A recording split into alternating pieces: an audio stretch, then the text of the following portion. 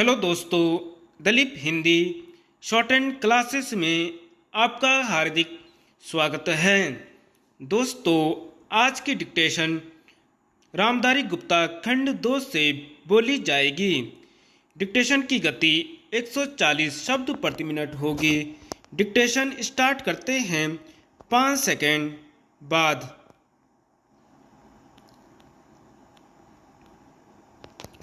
महोदय, निसंदेह ही आज भी हम भले ही कई मुश्किलों का सामना कर रहे हों, फिर भी हम 1991 के उन दिनों जैसी स्थिति में नहीं हैं।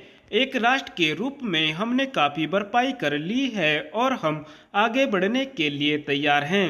श्री राव के नेतृत्व के बिना यह संभव नहीं था।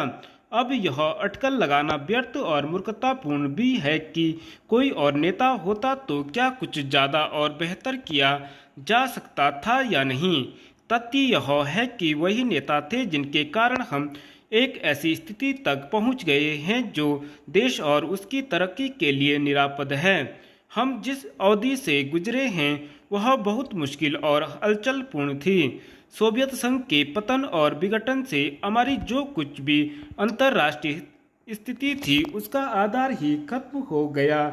ऐसा लगता है कि हमारे देश में कुछ लोग इस घटना का पूरा मतलब नहीं समझ पाए हैं। बेशक यह कम्युनिस्टों और आधुनिक समाजवाद के अन्य समर्थकों के लिए बेहद चिंता का विषय था। इससे उन सभी निष्पक्ष देशभक्तों को काफ़ी दुख हुआ जिनके लिए सोवियत संघ अच्छा मित्र था और अकेली विदेशी शक्ति थी जो हमेशा हमारे साथ खड़ी होती थी। उससे हमें काफ़ी नैतिक और भौतिक समर्थन भी मिला था। हमारे देश में सोवियत संघ के तमाम मित्रों में भी सभी लोग यह नहीं समझ पा रहे हैं कि आर्थिक, वैज्ञानिक और प्रौद्योगिकी के हिसाब से इसका क्या मतलब था और है। जब हमें सख्त ज़रूरत थी तो कोई ऐसा नहीं था जिसकी ओर हम देखते। घबराने और अपने देश को दिवालिया राष्ट्र घोषित करने के बजाय प्रधानमंत्री ने मुश्किलों का डटकर मुकाबला किया, हमें इस संकट से निकालने की व्यवस्था की और साहस के साथ देश को एक नए आर्थिक रास्ते पर अग्रसर किया। कांग्रेस ने अपने चुनाव घोषणा पत्र में इसकी मोटी रूपरेखा न बना ली होती तो बेशक यह संभव न हो पाता। इस घोषणा पत्र के मुख्य निर्माता स्वयं राजीव गांधी थे और इसे तैयार करने में श्री राव उनके मुख्य सहायक थे। देश को संकट से उबारने और नए आर्थिक रास्ते पर ले जाने में बेशक मनमोहन सिंह की देशभक्ति, विद्वत्ता और ख्याति महत्वपूर्ण कारण थे। नई आर्थिक नीति जनता के हित में नहीं है। इस काल्पनिक तथ्य को लेकर काफ़ी हंगामा मचाया जा रहा है। इसके उलट अगर उसे अपेक्षित ढंग से लागू नहीं किया जा रहा है तो इसकी वजह यह है कि जनता के नाम पर हर तरह की आंशिक और कारपोरेट मांगें पूरी की जा रही है। प्रधानमंत्री ने 2 महत्वपूर्ण तरीकों से नई आर्थिक नीतियां बनाने में अपना योगदान दिया है। सबसे पहले तो उन्होंने नई नीति लागू करने के लिए मध्यम वर्ग अपनाने पर जोर दिया है।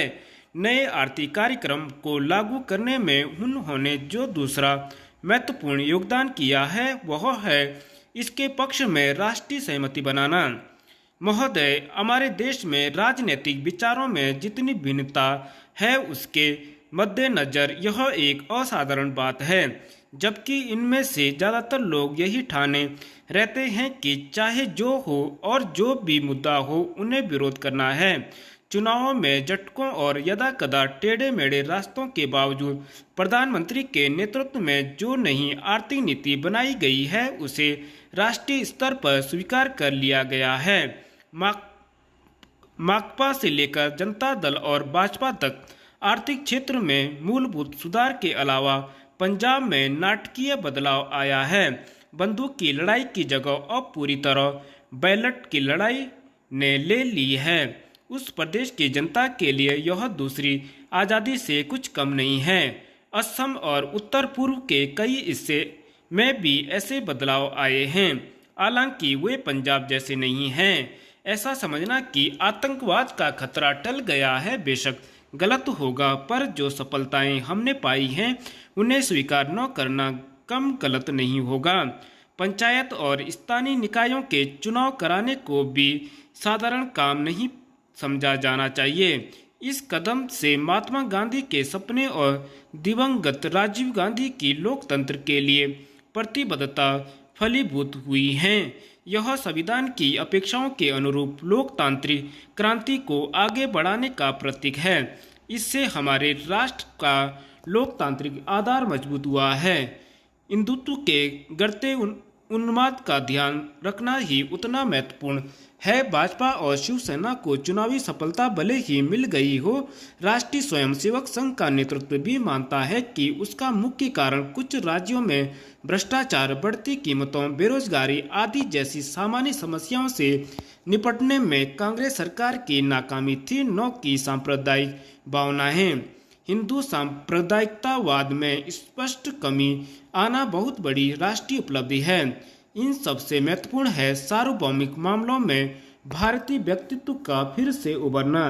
इसके आयाम हमारे विदेश संबंधों में आर्थिक अंश की वृद्धि से कहीं अधिक हैं। चीन से संबंध लगातार सामान्य होते जा रहे हैं। भारत ईरान संबंध फिर कायम हो गए हैं। इसी तरह दक्षिणी अफ्रीका के साथ परस्पर लाभ के सहयोग की नई संभावनाएं बनी हैं। अमेरिका और अन्य विकसित पूंजीवादी देशों से सहयोग बढ़ाने की दिशा में समुचित ध्यान दिए जाने के बावजूद किसी भी मसले पर हम नहीं झुके हैं। समर्पण की बात तो दूर है, इसमें आर्थिक संबंधों के महत्वपूर्ण स्वरूपों के अलावा रक्षा का क्षेत्र भी शामिल है। इसका सबसे ताज़ा उदाहरण है परमाणु अप्रसार संधि के मामले में हमारा अपनी नीति पर कायम रहना, जबकि इसके लिए हम पर कई दिशाओं से भारी दबाव डाला गया। गुटनिरपेक्ष आंदोलन को नई नीति देने के प्रयास भी चल रहे हैं। इन सब उपलब्धियों को मिलाकर एक वाक्य यह है कि प्रधानमंत्री ने सबसे बड़ा काम यह किया कि हमारे देश में शासन पुनः स्थापित कर दिया और लोकतंत्र को सुदृढ़ बनाया।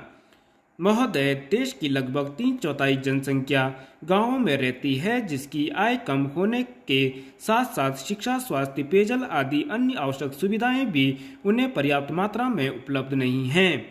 ग्रामीण क्षेत्रों और ग्रामीणों, विशेषकर अनुसूचित जातियों, जनजातियों, कमजोर वर्गों और गरीबी की रेखा से नीचे रहने वाले लोगों का विकास एवं गरीबी उन्मूलन भारत की विकास योजनाओं का प्रमुख उद्देश्य रहा है।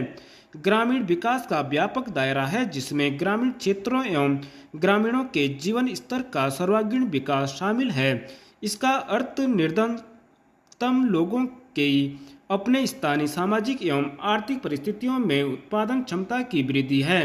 ग्रामीण विकास की प्रक्रिया में पूंजी का निवेश एवं उसका विस्तार उत्पादन शक्तियों का विकासशील क्षेत्रों में सम्मिलित होना आवश्यक है।